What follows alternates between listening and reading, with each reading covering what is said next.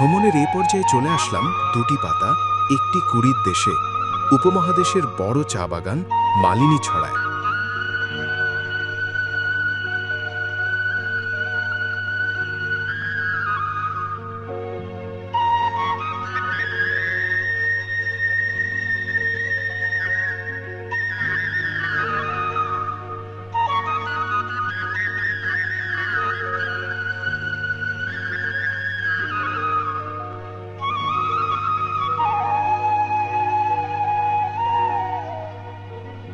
এটি সিলেট সদর উপজেলার ৩ নং খাদিমনগর ইউনিয়নে অবস্থিত।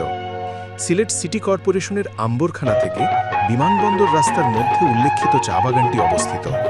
চারপাশে সবুজের সমারোহ, নীল আকাশের নিচে যেন সবুজ গালিচা পেতে আছে সজীব প্রকৃতি। উঁচু নিচু টিলা এবং টিলাঘেরা সমতলে সবুজের চাষাবাদ।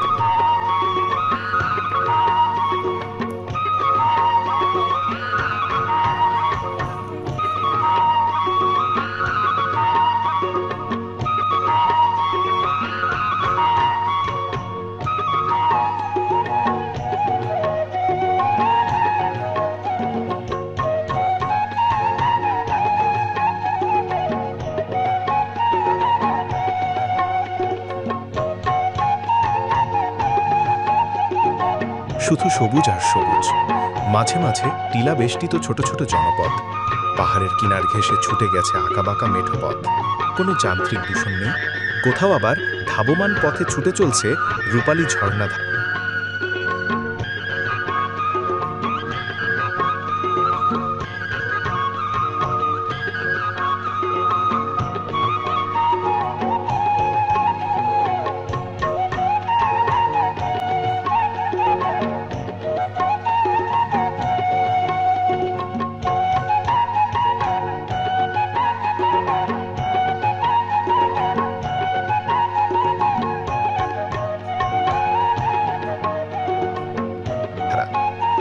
প্রকৃতির সকল সৌন্দর্যের সম্মিলন যেন এখানে। এমন অন্তহীন সৌন্দর্যে একাকার হয়ে আছে সিলেটের চা বাগান। সিলেটের চা বাগানের খ্যাতি রয়েছে সারা বিশ্ব জুড়ে। দেশের মোট চায়ের ৯০% উৎপন্ন হয় সিলেটে।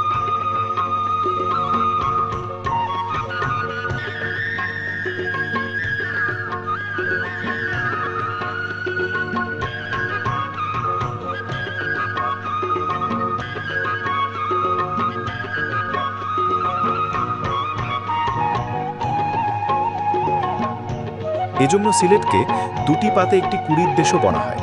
ইংরেজ সাহেব হাডসনের হাত ধরে ১৮৪৯ সালে ১৫০০ একর জায়গা জুড়ে প্রতিষ্ঠিত হয় উপমহাদেশের প্রথম চা বাগান মালিনী ছড়া। বাগানটি বর্তমানে পরিচালিত হচ্ছে বেসরকারি তত্ত্বাবধানে।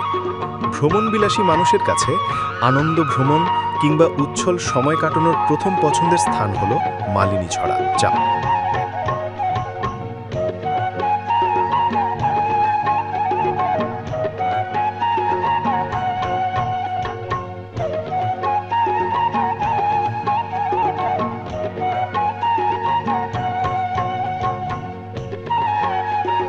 সিলেট শহরের একেবারেই অদূরে হওয়ায় চা বাগান দেখতে পর্যটকরা প্রথমেই ছুটে যান মালনী ছড়ায়।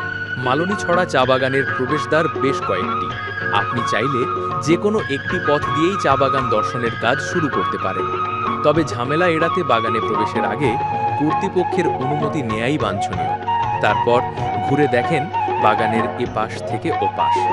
চা বাগানের বুকভেদ করে চলে গেছে দৃষ্টিনন্দন সড়ক। আকাশপথে যারা সিলেটে আসেন তাদের প্রথমেই স্বাগত জানায় এই চা বাগান। বাগানটির অদ্ভুত সুন্দরের মায়ায় পড়েছিলেন অনেক বিদেশি। গাড়ি থামিয়ে তারা দাঁড়িয়েছেন বাগানের পাশে। বাগানে হাঁটলেই চোখে পড়ছে কমলা, কাঁঠাল ও সুপারি বাগান। এছাড়া ট্যাং ফল, আগর, রাবার চন্দন সহ অনেক ঔষধি শোভাবর্ধক বৃক্ষ রয়েছে বাগানে।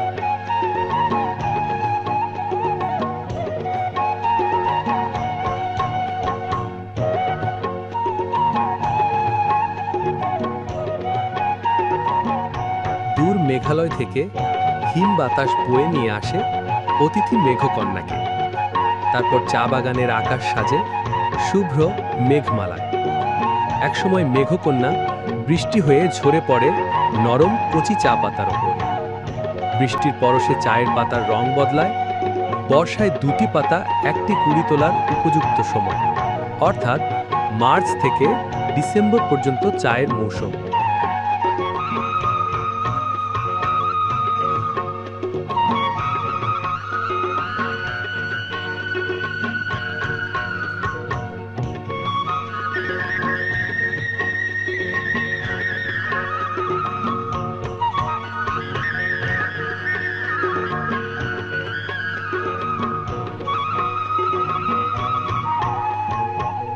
জানুয়ারি এবং ফেব্রুয়ারি এই 2 মাসে চা প্লাকিং করা হয় না, কারণ শীতকালে অতিরিক্ত ঠান্ডায় চা পাতার কুড়ি বৃদ্ধি পায় না।